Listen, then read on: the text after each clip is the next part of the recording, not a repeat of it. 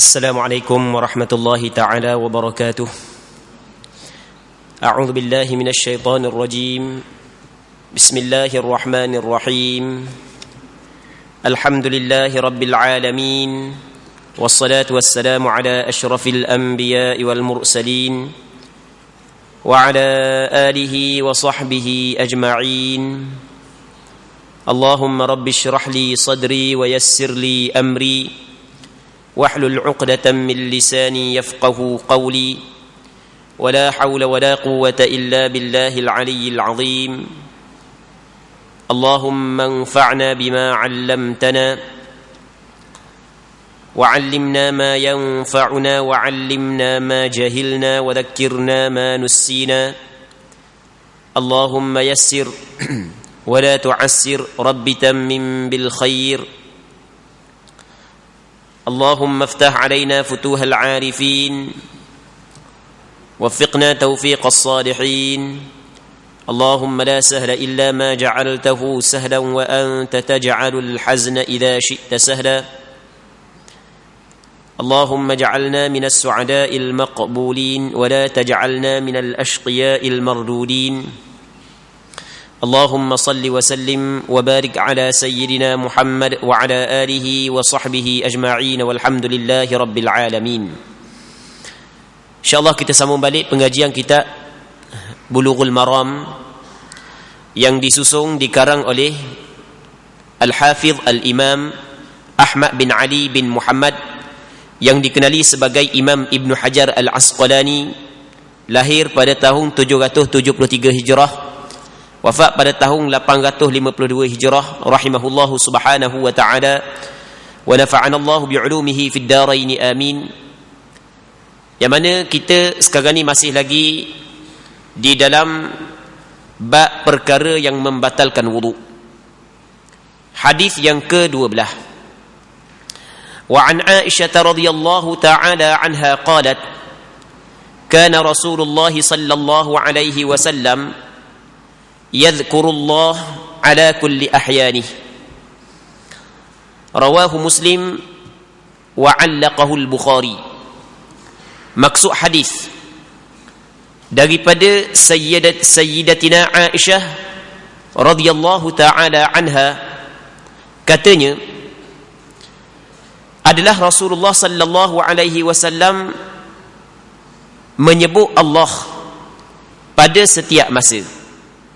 Hadis ini diriwayatkan oleh Imam Muslim. Al-Bukhari, Imam Bukhari menyebut hadis ini secara ta'liq. Muslimin muslimat yang dirahmati oleh Allah Subhanahu wa taala.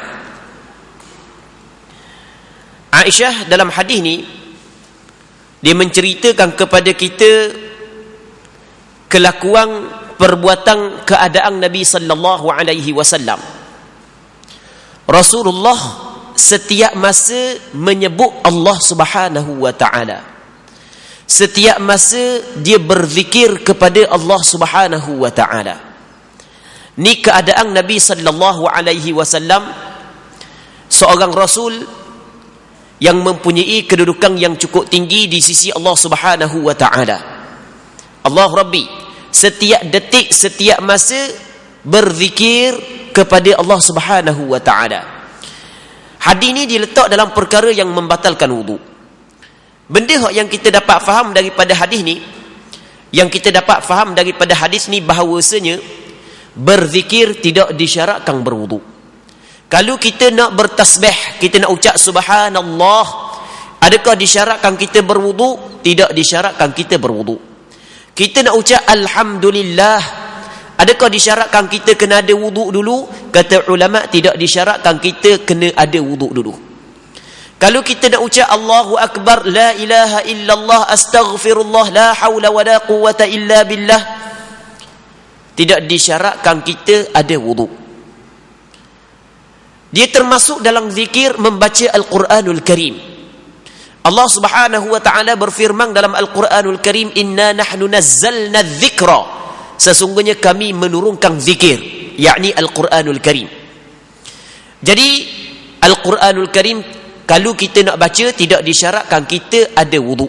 Baca Quran tak syarat ada wuduk. Kalau kita tak ada wuduk, tetap boleh baca Quran. Cuma bagi orang yang tak ada wuduk, sebagaimana yang kita bincang minggu lepas, dia tidak boleh pegang Quran. Nak baca Quran tak ada wuduk, tak ada masalah. Boleh. Kita nak baca sikit surah Al-Mulk sebelum daripada tidur. Memang jenis kita malah nak kena air tengah-tengah malam ni. Jadi sejuk, malah nak kena air. Jadi baca lah. Boleh ke tak? Boleh, baca boleh. Tapi kalau pergi pegang Quran dalam keadaan tidak ada wuduk, hak tu tidak dibolehkan. Muslimin muslimat yang dirahmati oleh Allah Subhanahu wa taala. Nabi sallallahu alaihi wasallam menyebut Allah di atas semua keadaan. Melainkan ada keadaan hak yang Nabi sallallahu alaihi wasallam tidak menyebut Allah Subhanahu wa taala. Di antaranya dalam hadis yang diriwayat daripada Sayyidina Ali yang dikeluarkan oleh Imam Ahmad bin Hanbal, Abu Daud, Imam Tirmizi, Imam An-Nasa'i dan Imam Ibn Majah, kata Sayyidina Ali, kana an-nabiy sallallahu alaihi wasallam yuqri'una al-Quran ma lam yakun junuba. Nabi sallallahu alaihi wasallam sentiasa mengajar kepada kami Al-Quran selama mana dia tidak berjunub. Kalau Rasulullah sallallahu alaihi wasallam berjunub, maka Rasul dah ajar kepada kami Al-Quran. Jadi Al-Quran termasuk dalam zikir. Maka kata ulama daripada hadis ini, tidak boleh kita membaca Al-Quran dalam keadaan kita berjunub. Jadi hadis yang Rasulullah sallallahu alaihi wasallam menyebut Allah Taala di atas setiap keadaan, dikecualikan dalam ketika mana Rasulullah sallallahu alaihi wasallam berjunub. Begitu juga dikecualikan ketika mana sedang qada hajat. Duk qada hajat pegang wasbih lagi, duk pula wasbih lagi. Duk ngatik lagi. Tak boleh gitu. Duk qada hajat, duk berak, duk kecing. Tak boleh. Sama juga dengan ketika jima'. 3 keadaan ni tidak boleh kita sebut nama Allah Subhanahu wa taala. Namun tidak menjadi masalah kita ingat dalam hati. Ingat dalam hati tak ada masalah. Ingat dalam hati tidak menjadi masalah tanpa ada khilaf. Sepakat ulama mengatakan boleh dalam kesemua keadaan. Jadi hadis yang Aisyah khabar ni, Rasulullah sallallahu alaihi wasallam menyebut Allah di atas semua keadaan, hak yang rajihnya adalah menyebut dengan lidah. Muslimin muslimat yang dirahmati oleh Allah Subhanahu wa taala. Jadi sepakat ulama tanpa ada khilaf, bagi orang yang tidak ada wuduk, dia boleh berzikir. Dia boleh kata subhanallah, boleh kata alhamdulillah, dak nanti mesti kena ada wuduk dulu. Allahu Rabbi. Jadi memang cukup mudahlah bagi kita untuk melakukan pahala. Jadi tak ada wuduk pun boleh kita berzikir. Dan inilah di antara kelakuan ataupun sifat orang yang rapat dengan Allah Subhanahu wa taala. Allah Subhanahu wa taala berfirman dalam Al-Quranul Karim, inna fi khalqis samawati wal ardi wa ikhtilafil laili wan nahar la ayatin liulil albab. Sesungguhnya pada penciptaan langit dan bumi, berselisih malam dan siang, menjadi tanda kebesaran Allah Subhanahu wa taala bagi orang yang mempunyai akal fikiran. Siapa golongan ni? Alladzina yadhkuruna Allah qiyaman wa qu'uda. Orang yang sebut Allah Subhanahu wa taala, ingat kepada Allah dalam keadaan berdiri, dalam keadaan duduk, wa ala junubihim, ketika dia menyenggeng, wa yatafakkaruna fi khalqis samawati wal ard. Lalu tu dia berfikir pada penciptaan langit dan bumi. Rabbana ma khalaqta hadza batila. Oleh kerana hidup buat gitu semua, akhirnya lahir daripada hati dia suatu benda yang mana suatu keyakinan, yang mana dengan keyakinan tersebut sehingga dia melafazkan dengan mulut, wahai Tuhan kami, menjadi benda ni bukanlah sia-sia. Rabbana ma khalaqta hadza batila. Subhanak, maha suci engkau ya Allah. Faqina azaban nar. Akhirnya mari perasaan takut daripada dalam hati dia, maka dia minta daripada Allah Subhanahu wa taala agar Allah Subhanahu wa taala melindungi dia daripada neraka Allah Subhanahu wa taala. Okey, jadi daripada hadis ni, benda yang kita dapat mengambil faedahnya, boleh kita berzikir kepada Allah Subhanahu wa taala setiap masa walaupun tidak ada wuduk, melainkan ketika qada hajat ataupun ketika sedang bersetubuh. Okey. Hadis ini sebenarnya dikeluarkan oleh Imam Muslim. Al-Bukhari, maksud Al-Bukhari di sini adalah Imam Bukhari. Dia Bukhari ni sebenarnya bukan nama, pernah kita sebut dah sebelum daripada ni. Nama dia adalah Muhammad bin Ismail bin Ibrahim bin Mughirah bin Bardizbah. Tu nama dia. Cuma Al-Bukhari ni nisbah kepada negeri dia yang dinisbahkan kepada negeri Bukhara. Itu makna Al-Bukhari. Jadi Imam Bukhari menyebut hadis ini secara ta'liq. Maksudnya hadis ini juga dikeluarkan oleh Imam Bukhari dalam kitab sahih dia. Hadis ini dikeluarkan oleh Imam Muslim dalam kitab sahih Muslim. Hadis ini dikeluarkan oleh Imam Bukhari dalam kitab sahih Bukhari. Cuma Imam Bukhari dalam kitab sahih dia menyebut hadis ini secara ta'liq ataupun dipanggil secara mu'allaq. Maksud dia ta'liq, dia menghazafkan, membuangkan permulaan sana. Dia tidak buat mari permulaan sana. Dia di antara syarat nak hukum hadis itu sebagai hadis sahih, mesti sanad dia bersambung. Mesti jangan sanad dia terputus. Tapi hadis mu'allaq sanad dia terputus. Cuma walaupun hadis dalam kitab sahih Bukhari ada hadis mu'allaq, kalau kita orang belajar dalam ilmu mustalah hadis dipanggil hadis mu'allaqat bagi Imam Bukhari, sanad dia terputus. Namun ulama melihat bahawasanya hadis mu'allaq bagi Imam Bukhari, kalau Imam Bukhari riwayat dengan sirah jazam, dia kata orang tu kata ataupun orang ni kata, maka hadis itu adalah hadis sahih. Tapi kalau dia riwayat dengan sirah tad'if ataupun tamrid, qila ke ruwiya ke, maka perlu dikaji. Ada hak sahih, ada hak yang dhaif. Okey, itu perbahasan dalam ilmu mustalah hadis lah. Kita tidak perlu bahas secara panjang lebar lah masalah tu. Hanya sebut oleh kerana dia ada juga kata wa'allaqahul Bukhari. Muslimin muslimat yang dirahmati oleh Allah Subhanahu wa taala. Hadis seterusnya. Wa an Anas bin Malik radhiyallahu anhu anna an-nabiy sallallahu alaihi wasallam ihtajam wa shalla wa lam yatawadda. Akhrajahu ad-Darqutni wa layyanah.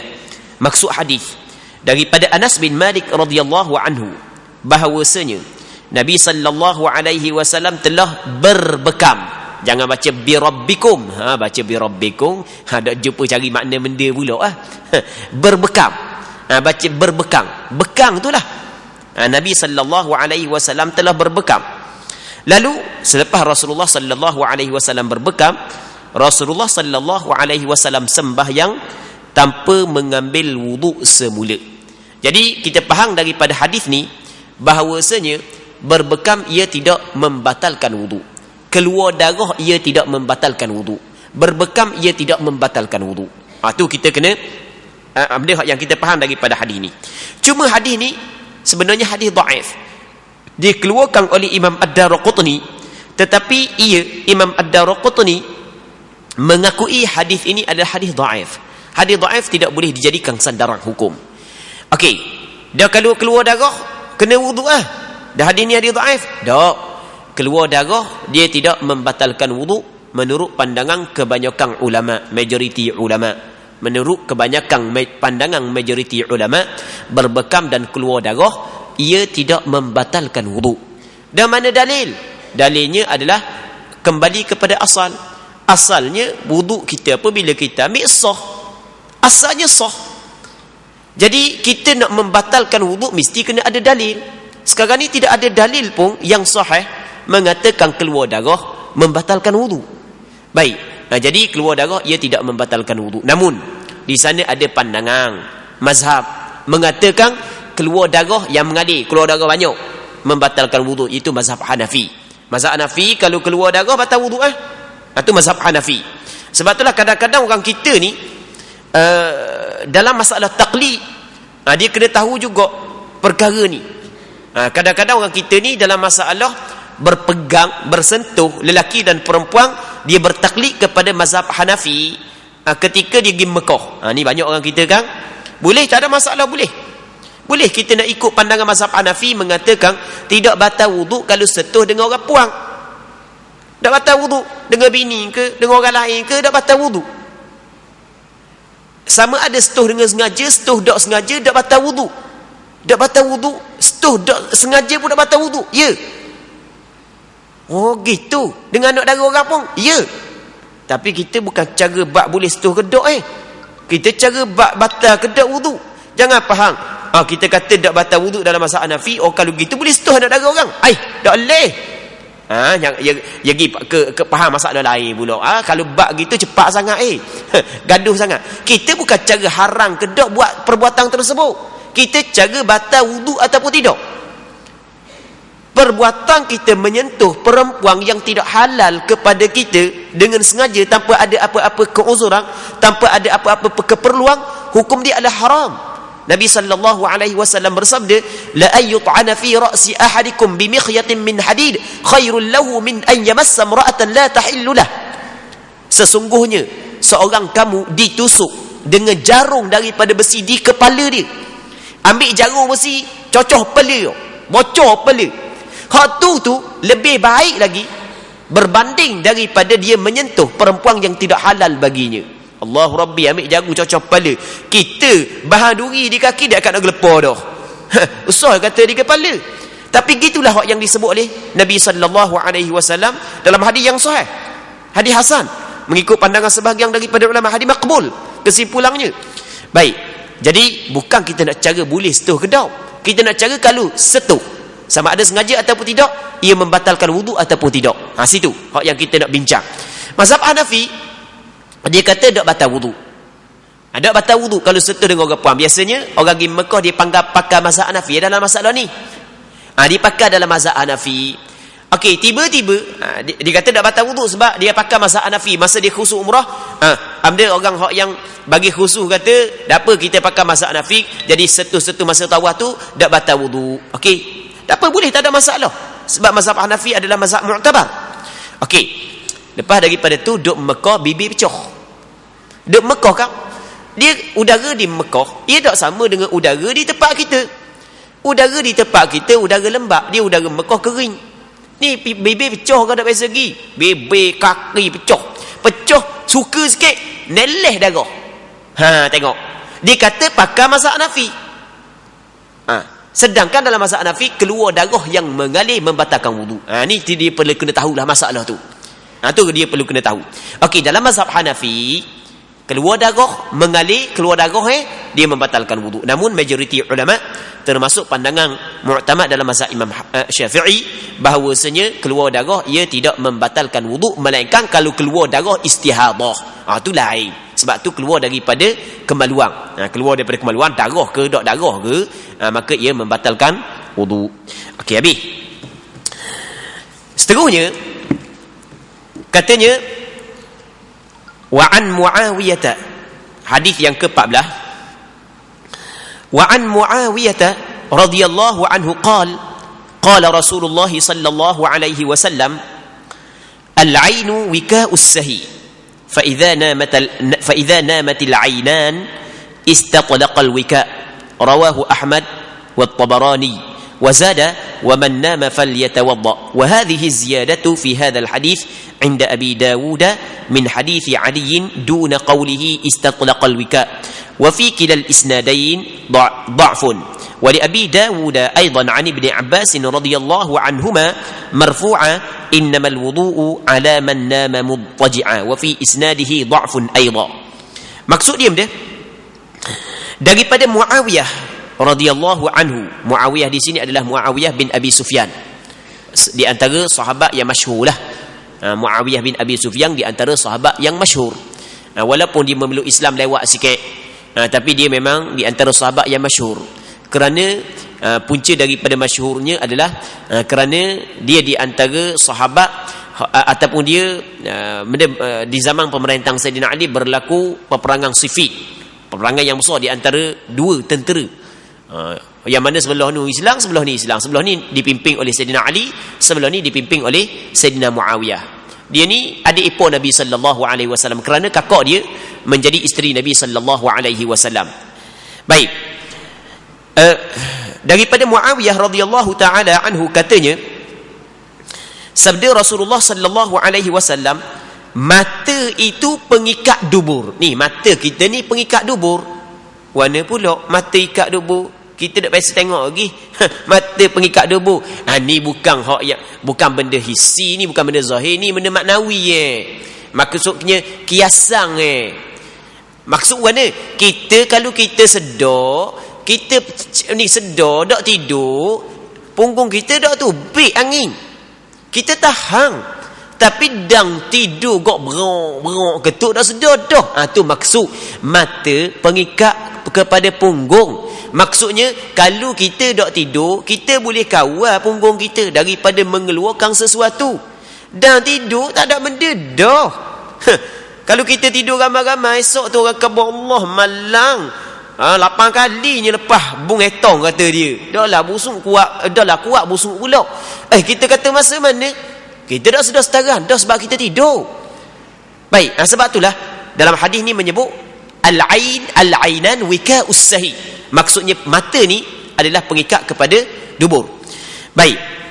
Itu maksud dia. Jadi kita sedar, jadi kita boleh kawal lah benda yang nak keluar daripada punggung kita, tapi dan kita tidur, dah nak kawal-kawal benda dah.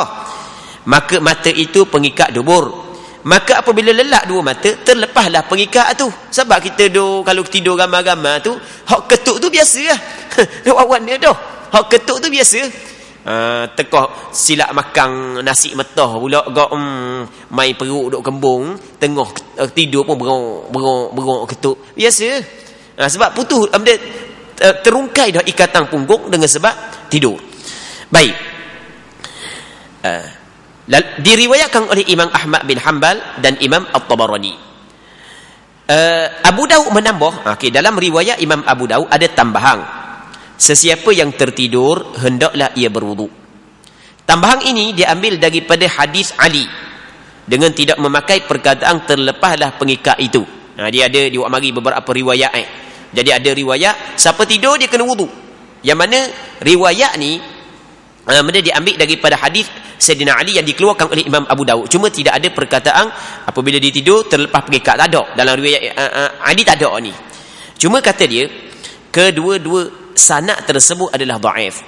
Sanad hadis Muawiyah dengan sanad hadis Ali dhaif. Ni sebagaimana yang disebut oleh Imam Ibn Hajar. Namun ada sebahagian daripada ulama, di antaranya adalah Imam Al-Mundhiri, Imam Ibn Salah, Imam An-Nawawi, mengatakan hadis Sayyidina Ali ni bukan hadis dhaif, bukan hadis hasan. Baik. Tak kiralah orang yang kata hadis dhaif ke, orang yang kata hadis hasan ke, tapi dalam masalah tidur ada hadis sahih mengatakan ia membatalkan wudu. Okey. Kita baca sikit lagi. Diriwayatkan oleh Imam Abu Daud juga daripada Ibn Abbas radhiyallahu taala anhuma sebagai hadis marfu'. Maksud hadis marfu' ni disandarkan kepada Nabi sallallahu alaihi wasallam, bukan perkataan sahabat, disandarkan kepada Rasulullah. Sesungguhnya wajib berwudu ke atas orang yang tidur berbaring. Kalau orang tidur berbaring, wajib dia wudu. Jadi bermakna kalau tidur dak berbaring, dak wajib wudu. Hadis ni sanad dia lemah. Apabila sanad dia lemah, tidak boleh dijadikan sandaran. Bahkan sepakat ulama mengatakan hadis ni adalah hadis dhaif. Okey, muslimin muslimat yang dirahmati oleh Allah Subhanahu wa taala. Jadi daripada hadis yang kita bincang yang di atas ni, kita dapat faham bahawasanya tidur ni membatalkan wudu. Tidur membatalkan wudu. Cuma hadis yang kita bincang saat ni, yang kita baca lebih kurang 3 hadis, hadis daripada Muawiyah, daripada Sayyidina Ali, daripada Abdullah bin Abbas. 2 hadis adalah hadis dhaif. Cuma hadis Ali yang dikeluarkan oleh Imam Abu Daud, ulama berselisih pandangan. Ada ulama kata hadis dhaif dan ada ulama yang mengatakan hadis hasan. Okey. Masalah tidur sebenarnya membatal wudu ataupun tidak pernah kita cerita dah sebelum daripada ni. Tak apa, hari ni kita cerita pula. Tidur batal wudu ke tak? Ulama berselisih kepada 4 pandangan. Jangan main 4 pandangan. Ulama berselisih. Tidur ni batal wudu ke tak? Nanti kita akan royak mana pandangan mazhab Imam Syafi'i lepas daripada ni. Pandangan yang pertama adalah dia kata tidur sama ada sikit ataupun banyak, tak kira lah. Lagu mana keadaan tidur, sikit ke, banyak ke, tidur duduk ke, tidur netang ke, tidur negak ke, ia membatalkan wudu. Asal kata tidur batal wudu. Ni pandangan siapa? Pandangan Ishaq bin Rahawai, pandangan Imam Muzani, pandangan Hasan Al-Basri dan pandangan Imam Ibnul Munzir. Pandangan ulama-ulama besar saja. Tidur batal wudu. Dalilnya hadis Safwan bin Asal, yang mana kata Safwan bin Asal radhiyallahu taala anhu, kana an-nabiy sallallahu alaihi wasallam ya'muruna idza kunna safaran alla nanzi'a khifafana 3 ayamin wa layaliyahunna illa min janabah lakin min baulin wa ghaitin wa naumin. Kata dia lagu mana? Kata dia Nabi sallallahu alaihi wasallam dulu, Nabi sallallahu alaihi wasallam memerintahkan kepada kami, kalau kami bermusafir, kami tidak boleh mencabut, kami tidak perlu mencabut khuf kami, sarung kaki kami selama 3 hari 3 malam. Melainkan kalau berjunub, berjunub kena cabut sebab nak mandi wajib. Kalau kecing, berak, tidur, tak perlu cabut. Jadi faham dia, tidur tak perlu cabut. Maksudnya kalau orang tidur, dia perlu ambil air sembahyang tanpa perlu cabut. Lepas tu dia sapu je di atas khuf. Okey, hadis ni hadis sahih. Maka hadis ni jelas bahawasanya tidur membatalkan wudu. Sebab itulah sebahagian daripada ulama berpandangan tidur sikit ke banyak ke batal wudu. Lagu mana keadaan tidur? Ini pandangan yang pertama. Pandangan ni pandangan Ishaq bin Rahawai, pandangan Imam Muzani, pandangan Imam Hasan Al-Basri, pandangan Imam Ibnul Munzir. Seorang ulama-ulama besar saja. Okey, pandangan yang kedua. Pandangan kedua, tidur tak batal wudu langsung. Allahu Rabbi. Hak tadi batal habis. Hak ni tak batal, tidur gana pun tak batal wudu. Okey, ada pandangan yang kedua yang mengatakan tidak batal wudu. Ni pandangan sebahagian daripada sahabat Rasulullah, itu pandangan Abu Musa Al-Asy'ari dan pandangan Sa'id bin Musayyab, seorang ulama di zaman tabi'in. Dia kata tak batal wudu langsung. Dalilnya hadis dalam riwayat Imam Muslim, yang mana sebahagian daripada sahabat Nabi sallallahu alaihi wasallam tunggu Rasulullah nak sembahyang Isyak bersama dengan Rasulullah. Pakat tidur. Hak setengah-setengah dah lambat Rasul keluar sembahyang Isyak. Lepas tu apabila Rasul keluar, bila rabah qamat, pakat bangun sembahyang tanpa mengambil wudu. Okey, hadis riwayat Imam Muslim. Okey, pandangan yang kedua. Pandangan yang ketiga, pandangan mazhab Imam Syafi'i dan pandangan dalam mazhab Maliki, mengatakan bahawasanya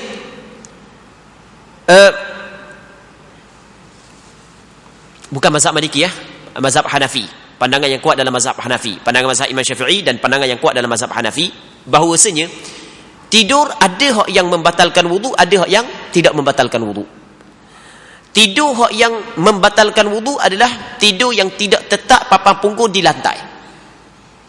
Manakala tidur hak yang tetap papan punggung di lantai, ia tidak membatalkan wudu. Adalah mazhab Syafi'i. Mazhab Syafi'i ini dia gabung dua dalil. Hadis Safwan bin Asal kata batal wudu. Tapi ada hadis yang diriwayat oleh Imam Abu Dawud yang mana kata sahabat lagu mana, kana ashabu Rasulillah sallallahu alaihi wasallam ala ahdin Nabi yantadhiruna al-isya. Patu hatta takhfiqa ru'usuhum thumma yusallun wa la yatawadda'un. Sahabat Nabi sallallahu alaihi wasallam di zaman Rasulullah, dia tunggu Rasulullah untuk sembahyang Isyak, sehingga kepala dia ni sampai kat dada, mekuk tidur gitu dalam keadaan duduk tunggu Isyak. Apabila Rasulullah sallallahu alaihi wasallam keluar, maka bila bin Rabah qamat, pakat bangun sembahyang tanpa ambil wudu. Mazhab Imam Syafi'i dia cuba gabung dua dalil. Dia kata hak yang kata batal wudu, masalah hak yang bukan tidur congok. Tidur dak tetap papan punggung. Manakala tidur hak tetap papan punggung, dak batal wudu. Tengok sahabat dah ambil air sembahyang pun sebab dia tidur congok. Dan mazhab Syafi'i memang kuat dalam masalah ni. Sebab itulah jadi dalam mazhab Imam Syafi'i, kalau orang tu tidur, kalau tetap papan punggung, walaupun ngekoh kuat pun benda dah bunyi macam enjin kereta gela bunyi, tapi kalau tidur tetap papan punggung, maka tak batal wudu mazhab Imam Syafi'i. Kalau tidur terlentang tak tetap papan punggung, maka batal wudu mengikut mazhab Imam Syafi'i. Pandangan yang keempat, mazhab Hanbali mengatakan bahawasanya tidur yang sedikit tidak batal wudu, tidur banyak batal wudu. Sikit-sikit tak batal, banyak baru batal. Baik.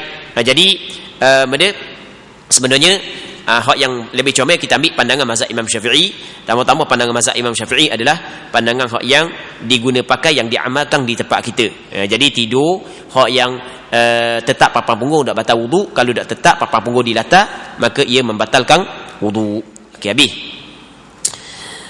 Seterusnya, wa an ibn Abbas radhiyallahu anhuma anna Rasulullah sallallahu alaihi wasallam qala يأتي أحدكم الشيطان في صلاته فينفخ في مقعدته فيخيل إليه أنه أحدث ولم يحدث فإذا وجد ذلك فلا ينصرف حتى يسمع صوتا أو يجد ريحا أخرجه البزار وأصله في الصحيحين من حديث عبد الله بن زيد ولمسلم عن أبي هريرة رضي الله عنهما نحوه. Maksud hadis daripada Ibni Abbas radhiyallahu anhuma, seorang sahabat Nabi sallallahu alaihi wasallam. Ibnu Abbas dia adalah sahabat Rasulullah. Masa Rasul wafat dia masih lagi belum balik lagi. Dia dak balik lagi lah. Masa Rasulullah sallallahu alaihi wasallam wafat ni. Dia sepupu Rasulullah sallallahu alaihi wasallam, anak kepada Abbas bin Abdul Muttalib, buat saudara Nabi sallallahu alaihi wasallam.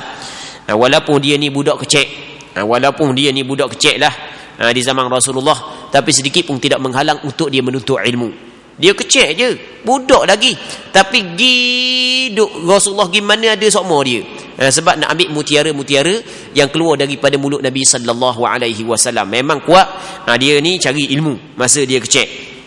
Abdullah bin Abbas radhiyallahu taala anhuma, sampai ke akhirnya apabila dia dewasa maka dia mempunyai kedudukan yang tinggi di sisi Sayyidina Umar. Dalam zaman pemerintahan Sayyidina Umar meletakkan dia ni dalam ahli mesyuarat. Siapa ke sahabat-sahabat hak yang tua-tua lain, Allah wa masuk Abdullah bin Abbas dalam ahli mesyuarat. Kau nak orang hak yang macam dia tu, anak kita ramai rumah. Dia duk kata Abdullah, Sayyidina Umar kata, aku masuk dia ni bukan kerana umur dia, tapi kerana ilmu dia. Ilmu dia memang cukup hebat ilmu dia. Kamu nak tengok kan dia hebat ilmu dia. Okey. Sayyidina Umar kata, cuba mentafsirkan surah idza jaa nasrullahi wal fath wa ra'aita an-nasa yadkhuluna fi dinillahi afwaja fasabbih bihamdi rabbika wastaghfir innahu kana tawwaba. Surah sahabat lain tafsir.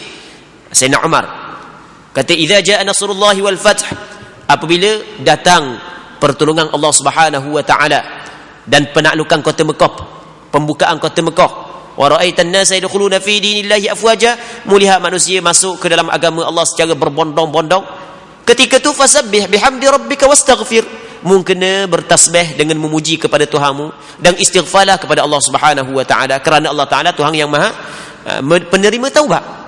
Jadi ayat ni Allah taala nak khabar kalau sekiranya datang pertolongan Allah, lepas tu dapat dah tawang Mekah, maka Allah Subhanahu wa taala suruh Rasulullah bertahmid, bertasbih, beristighfar kepada Allah Subhanahu wa taala. Okey, dan memang gitulah makna ayat. Lepas tu dia pun suruh pula kepada Abdullah bin Abbas tafsir ayat tersebut. Kata Abdullah bin Abbas, ayat ni sebenarnya adalah menjadi alamat bahawasanya dekat dah Rasulullah sallallahu alaihi wasallam nak wafat. Dekat dah Rasulullah sallallahu alaihi wasallam nak wafat. Kerana Rasulullah sallallahu alaihi wasallam diutuskan oleh Allah Subhanahu wa taala untuk menyampai agama Allah taala. Ketika dapat dah kemenangan, ketika dapat dah tawang kota Mekah, jadi bermakna dekat dah Rasulullah sallallahu alaihi wasallam nak wafat. Jadi kata Sayyidina Umar, benda yang dipaham itulah hak yang aku nampak.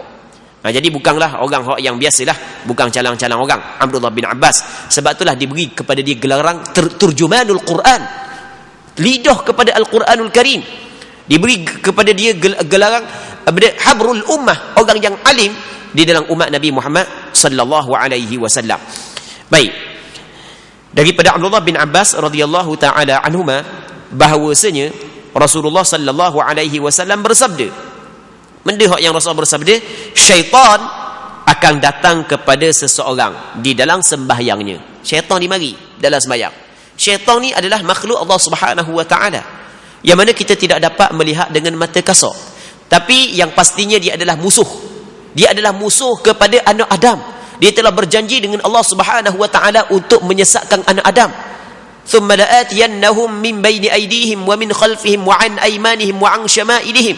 Dia telah berjanji dengan Allah Subhanahu wa taala untuk menyesatkan anak Adam. Dia nak mari daripada pihak depan, daripada pihak belakang, daripada pihak kanan, daripada pihak kiri. Akhirnya Allah taala sedikit saja di kalangan hamba Allah taala yang bersyukur kepada Allah taala kerana tertipu dengan tipu daya syaitan. Siapa ke dalam semayang dia mari lagi. Syaitan ni dalam semayang. Kita tak nampak. Kalau kita nampak tu masalah lain. Kita tak nampak. Dia mari macam-macam diganggu lah. Macam-macam diganggu. Di antaranya dalam hadis ni dikata lagu mana? Syaitan akan datang kepada seseorang dalam semayangnya. lalu ia meniup di punggungnya. Dah kan di antara perkara yang membatalkan wuduk, keluar angin, ketuk, batal wuduk. Kita tengah sujud, dia duk main nyonyek-nyonyek kat belakang. Kok punggung tu. Warna tubik angin kedok ni. Tubik angin kedok ni. Jadi kita kena tahu hukum lah. Kita kena tahu. Kalau rasa macam tubik angin, lagu mana? Kalau tubik angin terus, yakin dah tubik angin berok bunyi, ataupun seh bunyi bau, busuk kohong, maka hak tu jelas lah keluar, mesti kena berhenti lah semayang. Batal dah semayang. Ni duk, macam tubik angin, tapi rasa macam duk, sudah. Nak warna kita ni. Kena tahulah hukum. Dan benda ni disebut oleh Nabi SAW. Syaitan akan datang kepada seorang di dalam sembahyangnya. Lalu ia meniup di punggungnya. Tiup di punggung terus. Tapi bukan seks LGBT Maka diragukan bahawa ia berhadas. Jadi lepas daripada tu, dia kata mana? Keluar ketuk kedok keluar angin kedok diragu-ragu dah, mari ragu-ragu dah. Baik. Padahal ia tidak berhadas. Maksud padahal dia tidak berhadas ni, maksudnya dia tidak yakin dia berhadas. Kata Rasulullah, apabila berlaku demikian, maka janganlah ia berhenti daripada sembahyang. Jangan dia berhenti daripada sembahyang sehingga ia mendengar bunyi atau tercium baunya. Ni ghalib lah, kira ghalib. Ghalib ketuk kita. Kalau ketuk kuat dia tak bau. Kalau ketuk slow dia bau. Cuma bukan mesti kena bunyi ataupun ada bau. Yang penting yakin keluar sesuatu daripada punggung kita. Kalau bunyi seh, yakin keluar tak bau pun tetap batal sembahyang. Kerana wuduk kita telah batal. Kalau kuat, batal. Kalau slow bunyi bau, batal. Ataupun slow tak bau juga tetap batal. Yang penting kita yakin keluar sesuatu daripada punggung kita. Selama kita tidak yakin, maka wuduk kita tetap sah. Selama kita tidak yakin, kita mesti kena teruskan sembahyang. Muslimin muslimat yang dirahmati oleh Allah Subhanahu wa taala. Jadi daripada hadis ni, ni di antara hadis yang menjadi dalil kepada kaedah fiqh al-aslu baqa'u ma kana 'ala ma kan. Ya, dalam kaedah fiqh dipanggil ada satu kaedah, asal kekal perkara menurut apa hak yang ada sebelumnya. Asal kekal perkara menurut apa yang ada sebelumnya. Sekarang ni kita ada wuduk. Okey, sekarang ni kita ada wuduk. Tiba-tiba kita syok, batal ke tak lagi wuduk aku? Okey, kaedahnya al-aslu baqa'u ma kana 'ala ma kan. Asal kekal perkara itu di atas benda yang ada sebelum daripada ni. Okey, asalnya masih lagi dihukumkan kita ada wuduk. Banyaklah yang masuk di bawah kaedah al-aslu baqa'u ma kana 'ala ma kan. Kita kata contoh lain. Ini kita ambil contoh lain. Biasa kita contoh sama ada wuduk, hadas, kita makan masa tenggelam matahari ataupun masa nak keluar fajar. Itu pernah kita contoh dah sebelum daripada ni. Kita contoh lain. Kita pergi kedai, kita beli barang. Siapa duduk kat cashier, kita pun duduk tunggu dia buat balik pitih. Cashier dia duduk tunggu kita bayar pitih. Ada pernah berlaku kan? Baik. Jadi cashier kata kita tak bayar lagi duit, kita tak bayar lagi. Kita pun bayar waswah. Ya, aku bayar kedok lagi. Bayar kedok lagi ya. Okey, sebenarnya ada hukum. Dia kata tak bayar lagi, kita waswah. Kalau kita yakin itu masalah lain. Ni kita waswah, bayar kedok lagi ya. Bayar kedok lagi syok. Maka kaedah lagu mana? Al-aslu baqa'u ma kana 'ala ma kan. Asal kekal perkara hak yang asal kekal suatu perkara mengikut benda hak yang sebelum. Jadi oleh kerana asal tak bayar lagi, maka kena bayar semula. Melainkan kalau kita yakin, itu masalah lain. Kita yakin dah bayar, dia kata tak bayar lagi, maka kena cari saksi lah. Kalau tak sudah kat situ, kena naik ke mahkamah syariah. Lagu tu lah, dah baloh kan. Kena bagi saksi lah. Kata Rasulullah, al-bayyinatu 'ala al-mudda'i wal yaminu 'ala man ankar. Jadi saksi di atas orang yang mendakwa, lepas tu orang yang engkar dakwaan tersebut, dia kena bersumpah. Itu dia adalah perbahasan dia. Tapi kalau kita syok, aku wi ke dak lagi, aku dak wi lagi, dia kata dak wi lagi, kita macam kata wi dah tapi kita tak yakin, maka kira dak bayar lagi. Al-aslu baqa'u ma kana 'ala ma kan. Baik. Hadis ini diriwayat oleh Imam Muslim daripada Abi Hurairah radhiyallahu taala anhuma. Bukan, silap. Diriwayatkan oleh Imam Muslim daripada Abi Hurairah radhiyallahu anhu, hadis yang sama seperti di atas. Di sana ada hadis yang diriwayat daripada Abu Hurairah, samalah dengan hadis di atas. Okey. Habis itu dulu. Jadi untuk malam ni sampai sini dulu. InsyaAllah kita akan jumpa balik pada minggu lain. والله سبحانه وتعالى أعلى وأعلم. اللهم حققنا باتباع نبيك محمد صلى الله عليه وسلم ظاهرا وباطنا. اللهم اجعلنا ممن يستمعون القول فيتبعون أحسنه. اللهم إنا نسألك الإخلاص في القول والعمل. إنا نسألك الإخلاص في القول والعمل. اللهم اجعل آخر كلامنا في الدنيا قول لا إله إلا الله. وصل اللهم وسلم وبارك على سيدنا محمد وعلى آله وصحبه أجمعين والحمد لله رب العالمين.